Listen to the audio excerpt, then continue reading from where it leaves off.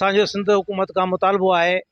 त government retire मुलाज़िम जेके आहिनि उन्हनि जा मुतालबा ख़ासि तरह सां ग्रुप इंश्योरेंस ऐं बेनिफिट फंड जेके जिनजी उन्हनि जी पघार मां अञा कटौती कई थी वञे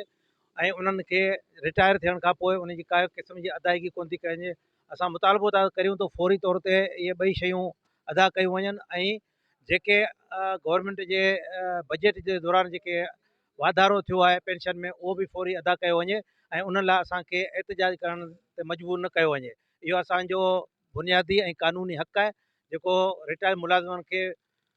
तुरत अदा कयो वञे। असां जी बदीन ज़िले जी गिरेवा जी बाडी जी गॾिजाणी थी, जंहिंमें बदीन जी तालके जी बाडी भी एक्टिवेट कई वई। उनखां अलावा असां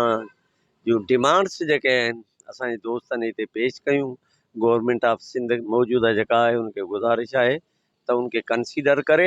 त सिर्फ़ु कंसीडर करे पर उन ते प्रैक्टिकल आर्डर जारी करे त जीअं उन्हनि मुलाज़िमनि जूं जेके मुराद रहियल आहिनि उहे फ़ौरन उन्हनि खे अदा कयूं वञनि। गवर्नमेंट खां गिरेवा जे प्लेटफॉर्म तां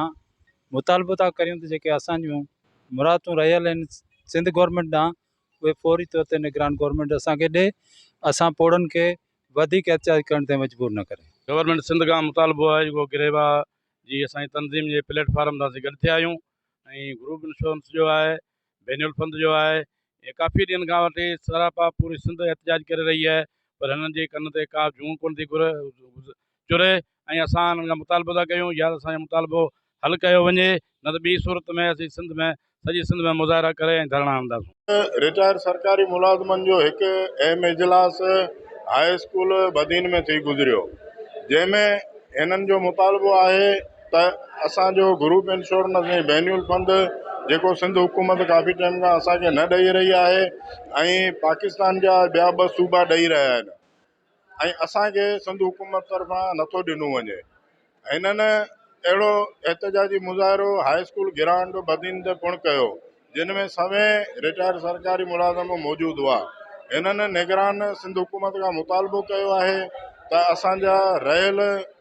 पैसा जेके ग्रुप इंश्योरेंस जी मुंद में आहिनि, बेनियल फंड जी मुंद में आहिनि, उहे असांखे जल्द खां जल्द ॾिना वञनि, न त असीं एहतिजाजी मुज़ाहिरो कराची में करे